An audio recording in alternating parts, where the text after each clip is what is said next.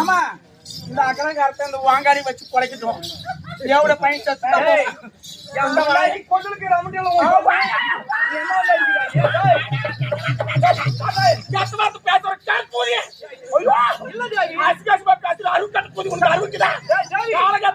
பேசுவாங்களா?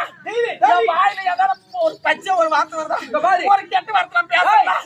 அவன் வந்து சூத்து அடிக்கிற வரைக்கும் நான் கவனிக்கிட்டா